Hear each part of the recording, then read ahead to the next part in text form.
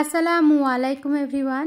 এই গরমের দিনে পেট মন ঠান্ডা করার জন্য আর শারীরিক বিভিন্ন ধরনের উপকারিতা পেতে আপনাদেরকে এই চিড়ের লস্যিটা কিন্তু অবশ্যই বানিয়ে খেতে হবে। এর উপকারিতা কিন্তু একদম অবাক করার মতো। আপনি যতক্ষণ পর্যন্ত না খাচ্ছেন আর যতক্ষণ পর্যন্ত না শেষ পর্যন্ত ভিডিও দেখে এর উপকারিতা বুঝছেন ততক্ষণ পর্যন্ত মনে হয় বিশ্বাস হবে না। তবে যারা ডায়াবেটিক্সে ভুগছেন কিংবা পেটের বিভিন্ন ধরনের সমস্যা, আপনাদের জন্য এই লস্যিটা।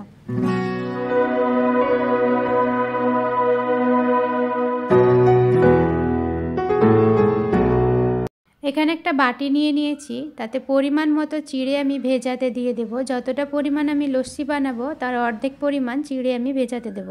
10 মিনিট মতো চিড়ে ভেজাতে দিলে চিড়েটা ভিজে ফুলে উঠবে আর অনেকটা নরম হয়ে যাবে।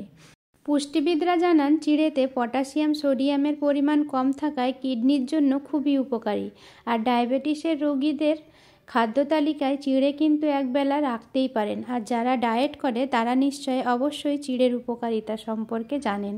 চিড়েটা যখন 10 মিনিটের মতো ভিজে গেছে তখন আমি ভালোভাবে ধুয়ে পরিষ্কার করে নিয়েছি।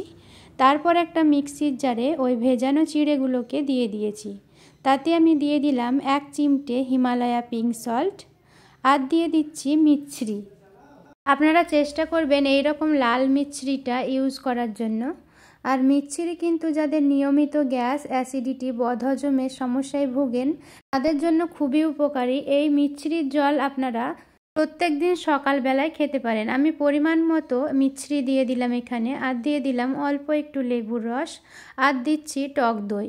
টক দইয়ের উপকারিতা নিশ্চয়ই আলাদা করে বলতে হবে না। এটাও আমাদের পেটের জন্য খুবই উপকারী এবং স্কিনের জন্য খুবই ভালো। আপনারা দই চিড়েও খেতে পারেন। দই চিড়ে কিন্তু কর্মচঞ্চল রাখে আর প্রোটিন শর্করা সরবরাহ করে, পানি শূন্যতা দূর করে, ক্লান্তিভাব দূরে রাখে। সমস্ত উপকরণ আমার দেওয়া হয়ে গেছে আর আমি অল্প একটু টেস্টের জন্য চাট মশলা দিয়ে দিয়েছি। এবার আমি ভালোভাবে এটাকে ব্লেন্ড করে নেব। ভালোভাবে আমি এটাকে ব্লেন্ড করে নিয়েছি।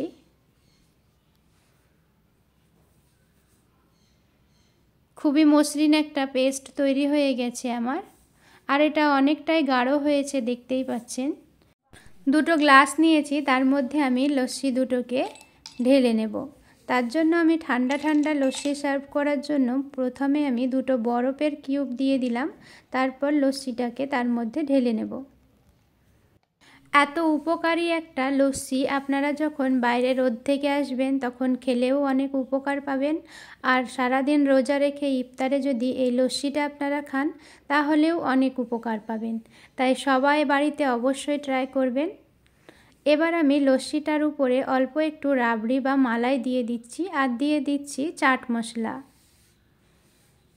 চাট মশলাটা শুধু কিন্তু টেস্টের জন্যই আমি দিচ্ছি এখানে, আপনারা চাইলে অ্যাভয়েড করতে পারেন। আর উপর থেকে আমি 2টো কিশমিশ আর কাজু ছড়িয়ে নিচ্ছি যাতে দেখতেও ভালো লাগে। আর কাজু কিশমিশও কিন্তু শরীরের জন্য অনেক উপকারী।